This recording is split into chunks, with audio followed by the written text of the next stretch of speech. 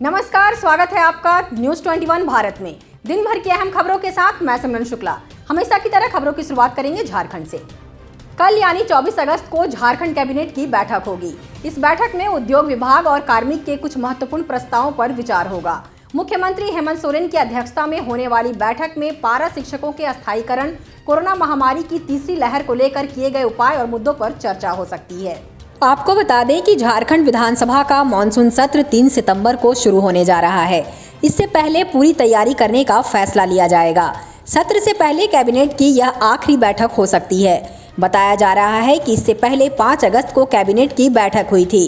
इसमें नई नियुक्ति नियमावली को मंजूरी दी गई थी।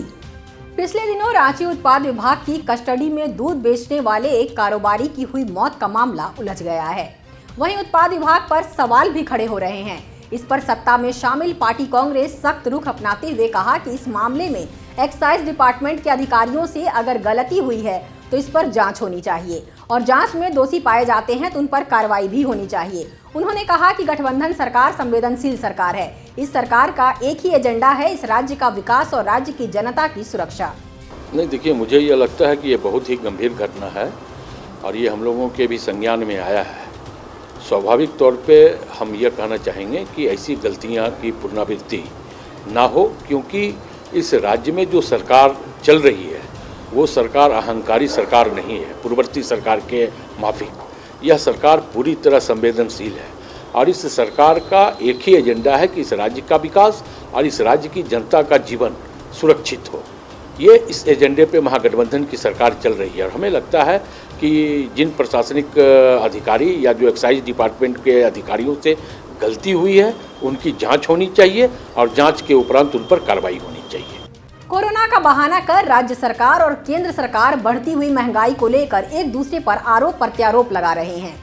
बढ़ती महंगाई पर बीजेपी के राष्ट्रीय प्रवक्ता शहराज सभा सांसद सैयद जफर इस्लाम ने अपनी प्रतिक्रिया रखते हुए कहा है कि हम इस बात से सहमत हैं कि देश की जनता पेट्रोलियम पदार्थ की बढ़ती महंगाई से परेशान है, लेकिन कोरोना महामारी में लोगों की सेवा के लिए हम लगातार तत्पर रहे। जहां तक देखा जाए तो इस महामारी से पूरा बाजार बंद पड़ा रहा, जिससे सरकार का खजाना खाली हो गया। गौरतलब है कि इस महामारी में लोगों को फ्री वैक्सीन, लगभग 1.5 साल से लगातार फ्री में राशन, आयुष्मान कार्ड के तहत 50,000 का फ्री इलाज सेवा, इस प्रकार से अनेक ऐसी योजना है जो देश की जनता के बीच लाने का काम किया गया, जिस वजह से पेट्रोलियम पदार्थ में मूल्य का इजाफा हुआ है। इससे बीजेपी पार्टी कतई इनकार नहीं करती है कि बढ़ती महंगाई से देश के लोगों को परेशानी का सामना करना पड़ रहा है, लेकिन यह परमानेंट महंगाई का सिलसिला जारी नहीं रहेगा, यह टेम्पररी है। बहुत ही जल्द पेट्रोलियम पदार्थ के मूल्य में कटौती की जाएगी। नहीं, देखिए, अच्छा सवाल है और मैं समझता हूँ कि इसी बात की मैं चर्चा कर रहा था कि ऐसे मुद्दे जो लोगों से जुड़े हुए हैं उस मुद्दे का सवाल उठना चाहिए, पार्लियामेंट में भी उठना चाहिए और उसका हम जवाब देने के लिए तैयार हैं। हम घबरा नहीं रहे, बिल्कुल ये बात को तस्लीम भी करते हैं कि हाँ, हमारे नागरिकों को थोड़ी सी तकलीफ़ हो रही है। इस बात से हम घबराते नहीं बताने में, लेकिन ये ऐसे हालात हैं, महामारी का ऐसे हालात हैं जिस वक्त सारे तरफ से हमारे पास हमारे सारे रेवेन्यू जो होता है सरकार के पास, खजाना, हमने पूरा खजाना आम नागरिकों के लिए खोल दिया, चाहे वैक्सीन हो, चाहे राशन हो, चाहे छोटे छोटे कारोबारियों के बिजनेस के लिए, चाहे नौकरियां नहीं जाए उसके लिए, हज़ार तरह की स्कीमों और उसके लिए पूरा खजाना खोल दिया। आत्मनिर्भर पैकेज जिसके लिए 29 लाख करोड़ का पैकेज हमने दिया। जाहिर है सरकारी, आप अगर देखिए तो 34 लाख का हमारा 1 साल का बजट होता है, 34 लाख का, और 29 लाख का हमने आत्मनिर्भर पैकेज जो है, उसके बाद फर्स्ट लेवल पे, सेकंड लेवल पे 6.67 लाख का आत्मनिर्भर पैकेज दिया। तो हमने इतने सारे पैकेजेस दिए, किसके लिए दिए? अगर हम एमएसएमई को देते हैं तो हम किसके लिए देते हैं? एमएसएमई ताकि मिडिल क्लास जो हमारा मध्यम वर्ग का नागरिक जो है उस पर नौकरी करता है या जॉब करता है या उसका बिजनेस है, उसको किसी तरह की तकलीफ नहीं हो। अगर हम 5 लाख आयुष्मान भारत का स्कीम के द्वारा अगर लोगों का इलाज कराते हैं तो किसके लिए कराते हैं? एक आम नागरिक के लिए। अगर हम घर तक राशन पहुंचाते हैं, 1.5 साल से हम राशन पहुंचाते रहे और नवंबर तक अगर हम घर तक राशन पहुंचाते रहेंगे 80 करोड़, तो किसके लिए? देश की जनता के लिए। हमने 2.5 लाख करोड़ का सिर्फ राशन और जो आम नागरिकों के लिए समाधान जो है उनके लिए मुहैया कराने की कोशिश की है। और ये पैसे कहाँ से आएंगे? जाहिर है पेट्रोलियम प्रोडक्ट ऐसा था जिससे हमने उस वक्त एक ही रेवेन्यू था जो पेट्रोलियम प्रोडक्ट में आ रहा था, और उसके बाद हमने उसका इस्तेमाल किया देश की जनता के लिए, गरीब जनता के लिए किया। हम इस बात को तस्लीम करते हैं, लेकिन ये टेम्पररी है, ऐसा नहीं कि बराबर रहने वाला है। हम जिस तरह से बाकी इकोनॉमिक एक्टिविटीज़ शुरू हुई है, लॉकडाउन अब ख़त्म हो रहा है हर जगह, आपके प्रदेश में भी ख़त्म हुआ, उसी बाकी देश के अलग अलग अन्य इलाकों में जो भी लॉकडाउन था अब ख़त्म हो रहा है, कामकाज तेज़ी से शुरू हो रहा है। तो जाहिर है जब आमदनी सरकार के रेवेन्यू बाकी जगह से आएंगे तो इस पर कटौती उसी तेज़ी से करेगी सरकार, राहत देगी, और राहत देगी तो बिल्कुल आम नागरिक को राहत देगी, बिल्कुल ये, और सरकार बियॉन्ड ए पॉइंट नहीं जाएगी। हमें मालूम है कि थोड़े पैसे का जो है वो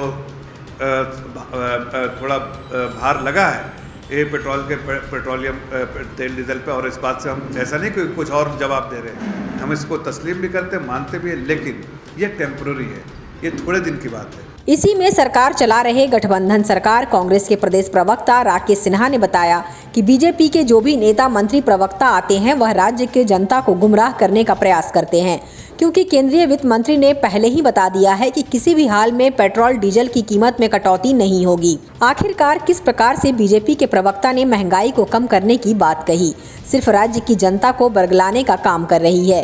बीजेपी के प्रवक्ता ऐसा इसलिए करते हैं क्योंकि राज्य की जनता को वे आश्वासन दे सके। जनता पार्टी के प्रवक्ताओं को, चाहे वो राष्ट्रीय हों या राज्य स्तरीय प्रवक्ता हों, वो क्या बोलते हैं और बोलने के पहले कम से कम उनको समझ लेना चाहिए कि हम एक राजनीतिक दल के व्यक्ति हैं, उनके आचरण से, उनके व्यवहार से जनता पर सीधा असर पड़ता है।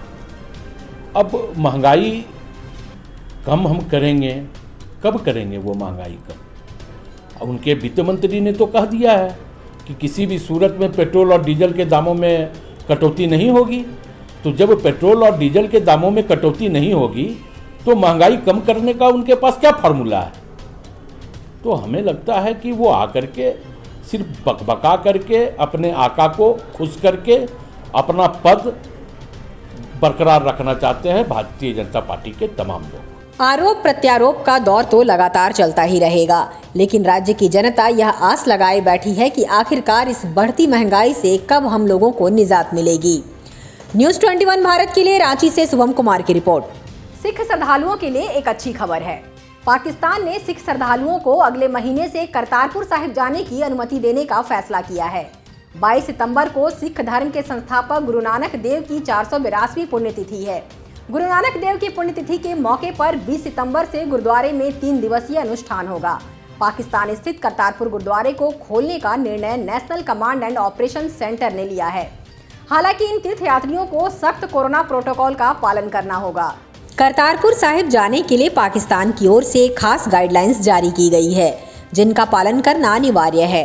वैक्सीन की दोनों डोज ले चुके सिख श्रद्धालुओं को ही पाकिस्तान में एंट्री मिलेगी। यात्रा के दौरान श्रद्धालुओं को वैक्सीन का सर्टिफिकेट साथ ले जाना अनिवार्य है। यही नहीं बल्कि यात्रियों को पिछले 72 घंटों के भीतर हुई RT-PCR जांच की नेगेटिव रिपोर्ट भी दिखानी होगी। इसके अलावा एयरपोर्ट पर रैपिड एंटीजन जांच भी की जाएगी। अगर संक्रमण की पुष्टि हो जाती है तो यात्री को पाकिस्तान में एंट्री की अनुमति नहीं दी जाएगी।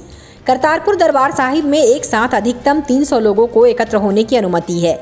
ज्यादा भीड़ एकत्र होने पर यात्रियों को बाहर लंबा इंतजार करना पड़ सकता है, क्योंकि एक साथ अधिकतम 300 लोग ही दरबार में एकत्रित हो सकते हैं।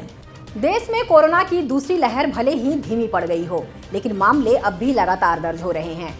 राष्ट्रीय आपदा प्रबंधन संस्थान की तैयार की गई रिपोर्ट में कोरोना महामारी के तीसरी वेव की सितंबर महीने में आशंका जाहिर की जा रही है। बताया जा रहा है कि राष्ट्रीय प्रबंधन संस्थान ने यह भी आशंका जाहिर की है कि तीसरी लहर सितंबर और अक्टूबर दोनों महीने परेशानी का सबब हो सकती है। आपको बता दें कि देश में कोरोना से बने हालातों में सुधार को देखते हुए ज्यादातर सभी राज्य सरकारों ने प्रतिबंधों में काफी हद तक छूट दे दी है। हालांकि तीसरी लहर को लेकर लगातार चेतावनी दी जा रही है। बता दें कि नीति आयोग ने तीसरी लहर को लेकर जिस बात की आशंका जताई है वो काफी भयावह है। नीति आयोग के मुताबिक सितंबर में 4 से 5 लाख कोरोना केस रोजाना आ सकते हैं। देश में हालांकि कोरोना अभी खत्म नहीं हुआ है। ऐसे में स्वास्थ्य मंत्रालय की ओर से लगातार चेतावनी दी जा रही है और गृह मंत्रालय के एक पैनल ने प्रधानमंत्री कार्यालय को चेतावनी जारी की है। NIDM के अंतर्गत बनाई गई एक कमेटी ने अक्टूबर में कोरोना संक्रमण पीक पर पहुंचने की चेतावनी दी है। कमेटी ने इसका बच्चों पर बुरा असर पड़ने की बात कही है, जिसे अभी से तैयार रहने को लेकर अलर्ट किया गया है और अस्पतालों में तैयारी रखने की हिदायत भी दी गई है। अब बात करेंगे बिजनेस से जुड़ी खबरों की। क्रिप्टो इन्वेस्टर्स के लिए एक अच्छी खबर है। 3 माह में पहली बार बिटकॉइन की कीमत $50,000 के पार हो गई है। अब क्रिप्टो बिटकॉइन कैचेक्स की कीमतों में बढ़ोतरी देखने को मिल रही है। आपको बता दें कि ग्लोबल क्रिप्टो करेंसी मार्केट में पिछले कुछ दिनों से लगातार गिरावट देखने को मिल रही थी, लेकिन एक बार फिर बिटकॉइन की कीमत तेजी से बढ़ने लगी है। 3 महीने में पहली बार बिटकॉइन की कीमत $50,000 के पार पहुंच गई है। बिटकॉइन की कीमत 2.5% की बढ़त के साथ $50,249.15 के पार पहुंच गया है। यह 16 मई के बाद का सबसे उच्चतम स्तर है। शनिवार को यह बिटकॉइन की कीमत $49,704 थी। पिछले कुछ दिनों में बिटकॉइन का मार्केट प्राइस $30,000 से $40,000 के बीच में ही था। निवेशकों ने अचानक से बिटकॉइन कैचेक्स को खरीदने में दिलचस्पी दिखाई है। इसके बावजूद पिछले 1 साल में इसकी कीमत में काफी तेजी आई है। जातीय जनगणना के सवाल पर बीजेपी को घेरने में लगे बिहार के मुख्यमंत्री को प्रधानमंत्री के सामने सफाई भी देनी पड़ी। बंद कमरे में जब प्रधानमंत्री से बिहार का सर्वदलीय प्रतिनिधिमंडल मिल रहा था तो वहां भी नीतीश सफाई दे रहे थे। नीतीश ने बताया, हमें तेजस्वी यादव ने कहा था कि प्रधानमंत्री से मिलना चाहिए। दिल्ली में आज नीतीश कुमार के नेतृत्व में बिहार की सभी पार्टियों के नेताओं ने प्रधानमंत्री से मुलाकात कर जातिगण जनगणना की मांग की। प्रधानमंत्रियों से मिलने गए प्रतिनिधिमंडल में 10 पार्टियों के 11 नेता शामिल थे। सबको बारी बारी से बोलने का मौका मिला। शुरुआत नीतीश कुमार ने की। उन्होंने सबसे पहले ये बताया कि प्रधानमंत्री से मिलने क्यों आए हैं। नीतीश ने बताया कि बिहार में प्रतिपक्ष के नेता तेजस्वी यादव ने ये प्रस्ताव दिया था कि प्रधानमंत्री से मिलकर जातिगत जनगणना कराने की मांग करनी चाहिए। उनके प्रस्ताव पर सभी सहमत थे, लिहाजा उन्होंने पहल की और प्रधानमंत्री से मिलने का टाइम मांगा। झारखंड के बोकारो के बेरमो निवासी बबलू अफगानिस्तान में फंसे हुए थे। बबलू रविवार को अपने वतन वापस लौट आए हैं। बबलू ने अफगानिस्तान से लौटने के बाद अपना दर्द साझा किया और तालिबान के जुर्म की दास्तान भी बताई। बबलू ने रूंधे गले से कहा कि मैंने तालिबान को देखा है। छलछलाती आंख और भर्राए गले से बबलू ने कहा कि अपनी आंख से वह डर का माहौल देखा है। बबलू ने कहा कि वहाँ डर का माहौल है, ये अब तक दिल दिमाग में कौंध रहा है। अब वतन वापसी के बाद राहत मिली है। अफगानिस्तान पर तालिबान के कब्जे के बाद वहाँ क्या कुछ हो रहा है, ये वही बता सकते हैं जिन्होंने इसका दंश झेला है। बोकारो के बेरमो निवासी बबलू रविवार की देर शाम रांची एयरपोर्ट पहुंचे। उनका एयरपोर्ट पर स्वागत किया गया। बड़ी ही मुश्किल से अपने वतन लौटे बोकारो के बबलू जब रांची एयरपोर्ट पर पहुंचे तो अपनी जन्मभूमि को चूम लिया। देश की धरती पर कदम रखते ही बबलू की आंख से खुशी के आंसू छलक गए। गौरतलब है कि बेरमो के बबलू अफगानिस्तान में फंसे थे। वतन वापसी के लिए बबलू के परिजनों ने केंद्र सरकार से गुहार लगाई थी। खुद मुख्यमंत्री हेमंत सोरेन ने भी विदेश मंत्री से लेकर आला अधिकारियों को ट्वीट कर बबलू को रेस्क्यू करने के लिए आग्रह किया था। रांची एयरपोर्ट पर उतरने के बाद उन्होंने अपनी धरती को चूमा, फिर भारत माता की जय के नारे लगाए। अफगानिस्तान की राजधानी काबुल के हालात का जिक्र करते हुए बबलू ने बताया कि उसने अपनी आंखों से वहां डर का माहौल देखा है, जो उसके दिलो दिमाग में अब तक कौंध रहा है। तो आज के लिए बस इतना ही। हमें दीजिए इजाजत और बने रहिए मेरे साथ और देखते रहिए न्यूज़ 21 भारत।